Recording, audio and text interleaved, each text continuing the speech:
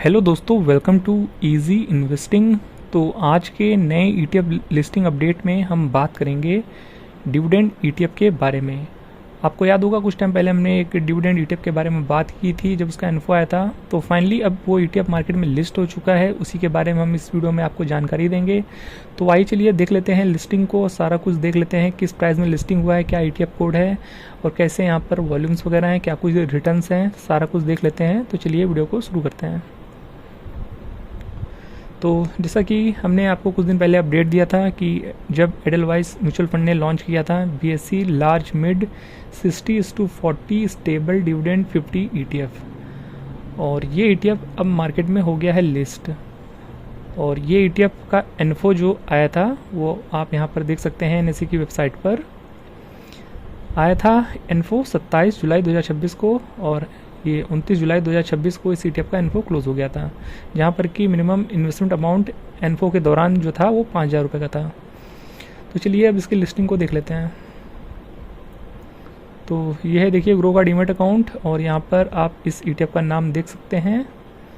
और ये ईटीएफ अब मार्केट में लाइव हो चुका है, जो कि यहाँ पर एक तरीके से इक्विटी प्लस डिविडेंड ईटीएफ है।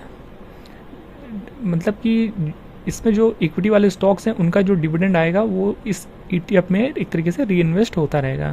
तो यहाँ पर कोई आपको डायरेक्टली डिविडेंड नहीं मिलेगा आपके बैंक अकाउंट में। यहाँ पर जो डिविडेंड वगैरह कंपनीज पे करेंगी, इसमें जो कंपनीज़ हैं लार्ज कैप की, मिड कैप की, वो कंपनीज़ जो डिविडेंड पे करेंगी टाइमली, और ऐसी कंपनीज़ हैं जो स्टेबल डिविडेंड देती हैं, ठीक ठाक डिविडेंड देती आई हैं, जिनका अच्छा हिस्ट्री रहा है डिविडेंड देने का, वो कंपनीज जब अपना डिविडेंड देंगी तो वो डिविडेंड अमाउंट वो इसी में री इन्वेस्ट हो जाएगा। तो उसका असर आपको इसकी एनएवी में देखने को मिलेगा। तो इस तरीके से आपको रिटर्न्स एक्स्ट्रा दिखेंगे। तो यहाँ पर आपको डायरेक्टली डिविडेंड नहीं मिलने वाला है बैंक अकाउंट में, ये चीज़ का ध्यान रखिएगा। और इस ईटीएफ का जो फिलहाल से करंट ट्रेडिंग प्राइस है वो 36.85 है।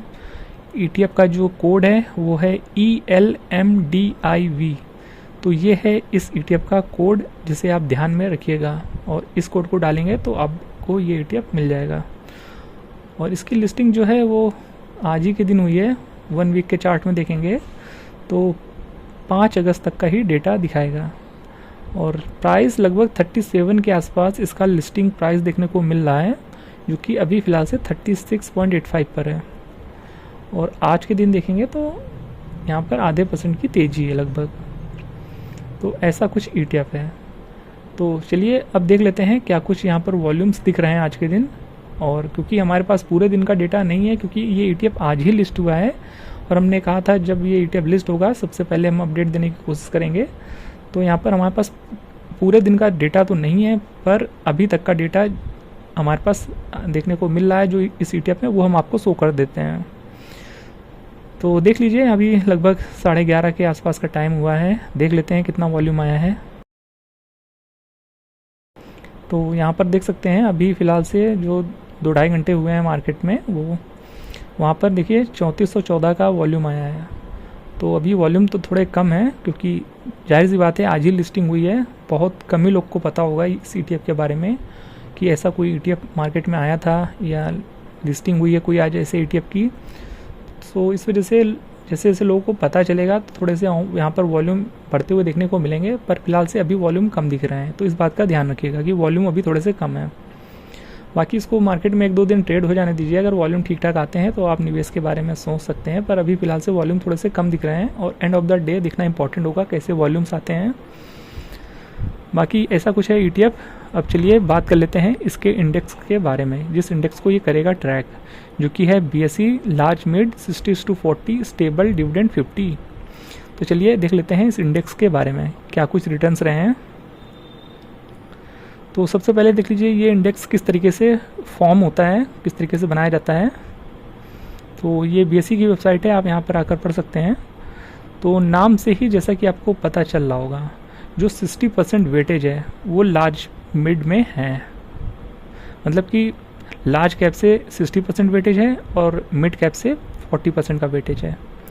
तो पहली 20 कंपनियां होंगी, जो देखिए 50 कंपनियां हैं इस पूरे इंडेक्स में, यानी जो ये 50 कंपनियां हैं उनमें से जो पहली 20 कंपनीज़ हैं वो लार्ज कैप यानी BSE 100 जो लार्ज कैप वाला इंडेक्स है वहाँ से ली जाएंगी।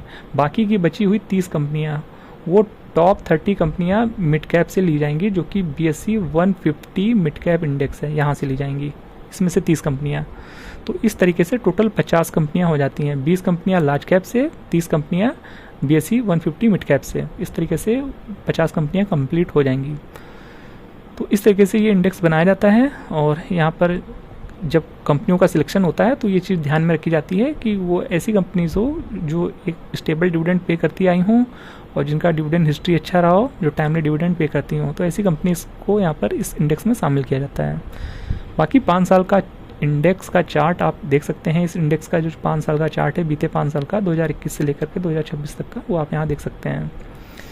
और यहाँ पर देखिए गिरावट की बात करें तो कोई ख़ास गिरावट नहीं है। ऑल टाइम हाई थोड़ा पहले लगा था काफ़ी 2024 में, और आज जो यहाँ पर गिरावट है वो कोई ख़ास गिरावट नहीं है। ऑल टाइम हाई से लगभग 2-3% की गिरावट है, ज़्यादा गिरावट नहीं है, तो ये चीज़ ध्यान में रखिएगा। फैक्ट शीट की बात करें तो फैक्ट शीट पे जैसे क्लिक करेंगे, यहाँ पर आपके सामने ये डेटा निकल के आ जाएगा इस इंडेक्स का। तो इस इंडेक्स का देखिए हम ये भी बता दें आपको कि इस इंडेक्स का अभी तक कोई भी मार्केट में ETF लिस्टेड नहीं था। इस इंडेक्स का ये पहला ETF है। सो ये चीज़ आपको पता होनी चाहिए। तो अब चलिए फैक्ट शीट देख रहे थे, तो यहाँ पर देख लीजिए सारा कुछ आपको डेटा देखने को मिल जाएगा। और यहाँ पर मेनली यहाँ पर आप रिटर्न ही देख लीजिए कि क्या कुछ रिटर्न्स रहे हैं पास्ट के। तो इस साल तो कोई रिटर्न नहीं है, लगभग 2% के रिटर्न है 2026 में, पर बीते एक साल में 8.5% के आसपास के रिटर्न है। और 3 साल का लगभग CAGR जो है वो 13 to 14% का है। 5 साल का 13.22% का CAGR रिटर्न है। 10 साल का 14.55% के रिटर्न है, जो कि ठीक ठाक रिटर्न, जो ये रिटर्न है ठीक ठाक हैं कह सकते हैं। फिर P रेशियो की बात करें तो 26.3% का है, PB रेशियो 4.65% का है, डिविडेंड यील्ड 0.93% का है। बाकी यहाँ पर आपको टॉप कॉन्स्टिट्यूएंट्स देखने को मिल जाते हैं, जो टॉप 10 कंपनीज हैं इस इंडेक्स में, वो आप स्क्रीन पॉज करके पढ़ लीजिएगा। अदरवाइज हम एक एक कंपनी पढ़ेंगे तो वीडियो काफ़ी लंबा हो जाएगा। और फिर यहाँ पर सेक्टरल वेटेज देख सकते हैं, यहाँ पर किस सेक्टर का सबसे बड़ा वेटेज है वो आप यहाँ देख सकते हैं, फाइनेंशियल सर्विसेज का। बाकी सेकंड पे कंज्यूमर डिस्क्रिप्शनरी का, इस तरीके से यहाँ पर वेटेज है। तो ये वो दोस्तों अपडेट था जो हम आपके साथ शेयर करना चाहते थे, जो कि आज मार्केट में एक नया ETF लिस्ट हो गया है। इसके बारे में हमने आपको जानकारी दे दी है। तो कहीं भी कोई भी निवेश की सलाह नहीं है इस वीडियो में। ये वीडियो सिर्फ और सिर्फ एजुकेशनल पर्पज़ के लिए बनाया गया है, तो इसको लर्निंग पर्पज़ से ही लें। कोई भी एक्शन परफॉर्म करें अपने फाइनेंशियल एडवाइजर से पूछने के बाद ही करें। तो होप ये वीडियो आपको इन्फॉर्मेटिव लगा होगा। तो ETF से रिलेटेड ऐसे ही लेटेस्ट अपडेट सबसे पहले पाते रहने के लिए चैनल के साथ बने रहिएगा। चैनल को सब्सक्राइब नहीं किया तो सब्सक्राइब भी कर दीजिएगा, बेल आइकन को भी हिट कर दीजिएगा।